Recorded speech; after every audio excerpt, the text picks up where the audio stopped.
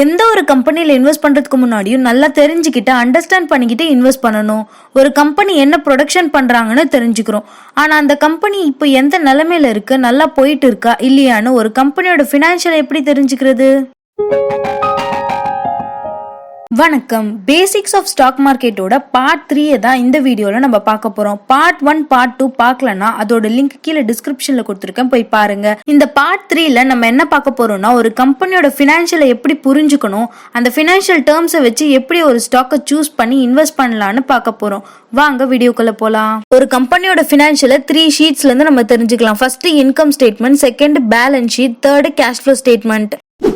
First income statement. ஒரு company ஒரு வருஷத்துக்கு இன்கம் எவ்வளோ, ப்ராஃபிட் எவ்வளோன்னு ஒரு ஸ்டேட்மெண்ட்டாக தரது தான் income statement. For example, income statement for the year ended 31st March 2020 அப்படின்னா ஏப்ரல் 2019 இருந்து 31st March 2020 வரைக்கும் அந்த கம்பெனியோட ப்ராஃபிட் என்ன, லாஸ் என்னன்னு ஒரு அக்கௌண்ட் சொல்றது தான் இன்கம் ஸ்டேட்மெண்ட். எப்பவுமே 1 இயர்னா ஜான்வரி டு டிசம்பர் நினைப்போம், ஆனா ஃபினான்ஷியல்ல 1 இயர்னா April to next year March வரைக்கும். இன்கம் ஸ்டேட்மெண்ட்டை நம்ம 3 விஷயம் பார்த்தா போதும். Income, expenses, profit. இந்த 3 வச்சு நம்ம தெரிஞ்சுக்கலாம் அந்த கம்பெனி எந்த நிலைமையில இப்போ இருக்குன்னு. ஆஸ் அ இன்வெஸ்டரா மெயினா நம்ம நெட் இன்கம் தான் பார்க்கணும். ஏன்னா நெட் இன்கம் அதிகமா இருந்துச்சுன்னா கம்பெனில இருந்து டிவிடெண்டா இன்வெஸ்டருக்கு கொடுப்பாங்க. Next balance sheet. ஒரு வருஷத்துக்கு மட்டும் நம்ம அந்த கம்பெனில என்ன ப்ராஃபிட் லாஸ்ன்னு தெரிஞ்சுக்கிட்டா போதுமா?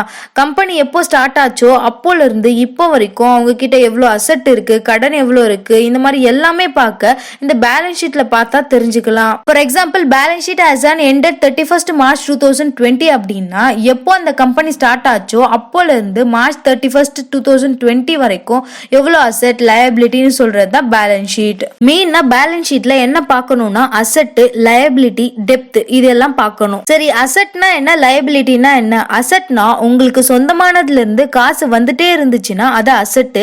லயபிலிட்டினா உங்களுக்கு சொந்தமானதுல இருந்து காசு போயிட்டே இருந்துச்சுன்னா அது லயபிலிட்டி. ஃபார் எக்ஸாம்பிள், ஒரு வீடு வாங்குறீங்கன்னா அந்த வீடு உங்களுக்கு அசெட். அந்த வீட்ல நீங்களே தங்கி இருந்தீங்கன்னா அந்த வீடு உங்களுக்கு லயபிலிட்டி. அசெட்னா இன்கம் தான், லயபிலிட்டினா எக்ஸ்பென்சஸ் தான். அப்ப இன்கம் ஸ்டேட்மெண்ட்டுக்கும் பேலன்ஸ் ஷீட்டுக்கும் என்ன வித்தியாசம்? இன்கம் ஸ்டேட்மெண்ட்ல இருக்கிற இன்கம்னா ஒரு கம்பெனியோட ப்ராடக்ட்டை விற்கும் போது அவங்களுக்கு அந்த ப்ராடக்ட்டை விற்கிறதுனால காசு வரும். அப்படி ஒரு வருஷத்துக்கு வர காசை தான் இன்கம். அதுதான் இன்கம் ஸ்டேட்மெண்ட்ல இருக்கும். அதே அசெட்னா அந்த கம்பெனி ஸ்டார்டிங்ல இருந்து இப்போ வரைக்கும் ஆஸ் ஆன் த டேட் வரைக்கும் வர மணி தான் அசெட். அதுதான் பேலன்ஸ் ஷீட்ல இருக்கும். ஃபார் எக்ஸாம்பிள், ஒரு கம்பெனி சோப்பு செல் பண்றாங்கன்னா அந்த சோப்பு செல் பண்ணி வர மணி வந்து இன்கம். இந்த மாதிரி இன்கம் எல்லாம் இன்கம் ஸ்டேட்மெண்ட்ல இருக்கும். அதே அந்த சோப்பு ரெடி பண்ணா அவங்க ஒரு ஃபேக்டரி வச்சிருப்பாங்கல்ல, அது ஆஸ் ஆன் த டேட்க்கு அப்புறமும் மணி வரும். அதனால அந்த ஃபேக்டரி ஒரு அசெட்.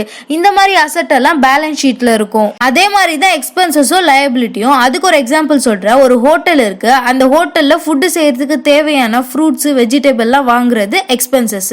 இந்த மாதிரி எக்ஸ்பென்சஸ்லாம் இன்கம் ஸ்டேட்மெண்ட்ல இருக்கும். அந்த ஹோட்டல்ல இருக்கிற டேபிள், சேர் அதெல்லாம் ஆஸ் ஆன் த டேட்க்கு அப்புறமும் யூஸ் பண்ணுவோம், அதெல்லாம் லயபிலிட்டி. இந்த மாதிரி லயபிலிட்டி எல்லாம் பேலன்ஸ் ஷீட்ல இருக்கும். பேலன்ஸ் ஷீட்ல இன்னொரு இம்பார்ட்டன்ட்டா நம்ம என்ன பார்க்கணும்னா ஈக்விட்டி. ஈக்விட்டினா total asset minus total liability.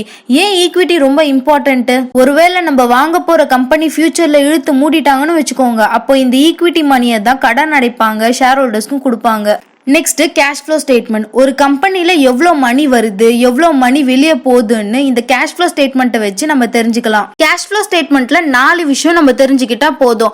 Operating activities, investing activities, financing activities, net cash flow. Operating ஆக்டிவிட்டீஸ்னா கம்பெனி எவ்வளோ மணி இன்ஃப்ளோ ஆகுதுன்னு சொல்லும். ஃபார் எக்ஸாம்பிள், அவங்க ப்ராடக்ட்டை செல் பண்ணி வர மணி ஆப்ரேட்டிங் ஆக்டிவிட்டீஸ்ல இருக்கும். Next financing activities. கம்பெனில இருந்து மணி எவ்வளோ அவுட்ஃப்ளோ ஆகுதுன்னு சொல்லும். ஃபார் எக்ஸாம்பிள், எம்ப்ளாயிஸ்க்கு ரிட்டையர்மெண்ட் கொடுக்கிறது, ஷேர் ஹோல்டர்ஸ்க்கு டிவிடெண்டுக்கு கொடுக்கிறது எல்லாம். நெக்ஸ்ட் இன்வெஸ்டிங் ஆக்டிவிட்டீஸ்னா கம்பெனில இருந்து மணி இன்ஃப்ளோவா ஆகும், அவுட்ஃப்ளோவா ஆகும். ஃபார் எக்ஸாம்பிள், ஒரு கம்பெனிக்கு தேவையான சேர், ஏசி எக்ஸ்பென்சஸ் எல்லாம் அவுட்ஃப்ளோ இன்வெஸ்டிங். வேற ஒரு கம்பெனில இன்வெஸ்ட் பண்றது இன்ஃப்ளோ இன்வெஸ்டிங். லாஸ்டா நெட் கேஷ் ஃப்ளோ பார்க்கலாம். நெட் கேஷ் ஃப்ளோனா operating activities minus investing activities plus financing activities.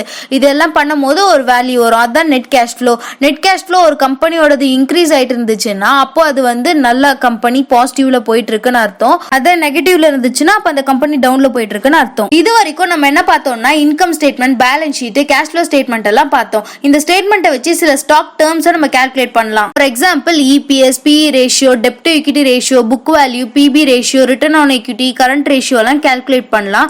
மோஸ்டா இந்த டேர்ம்ஸ்க்கான எக்ஸ்பிளனேஷன்லாம் நான் ஆல்ரெடி இந்த வீடியோல சொல்லியிருக்கேன்.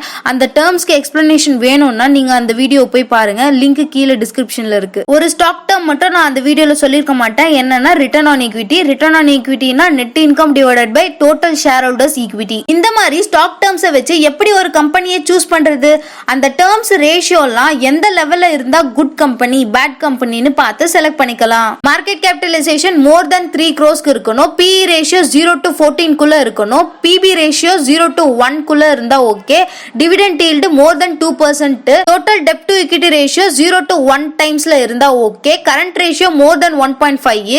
Return on equity more than 15% இருக்கணும். நான் சொன்ன மாதிரி இந்த டேர்ம்ஸ் எல்லாம் ஓகே ஆச்சுன்னா அந்த கம்பெனில இன்வெஸ்ட் பண்ணுங்க. இந்த வீடியோ உங்களுக்கு பிடிச்சிருந்துச்சுன்னா லைக் பண்ணுங்க, ஷேர் பண்ணுங்க. உங்க ஃப்ரெண்ட்ஸ் யாராவது இன்வெஸ்டிங்ல இன்ட்ரெஸ்டா இருந்தாங்கன்னா அவங்களுக்கும் ஷேர் பண்ணி விடுங்க. இந்த மாதிரி நிறைய வீடியோஸ் நான் போடணும்னா கீழே என்ன டாபிக்ல போகணும்னு கமெண்ட் பண்ணுங்க. ட்ரேடிங்ல சக்சஸ் ஆகணும்னா என்னோட பில்லியன் சேனலுக்கு சப்ஸ்கிரைப் பண்ணிக்கோங்க. பில்லியன் தமிழ்னு Facebook, Instagram பேஜ்ல ஃபாலோ பண்ணுங்க.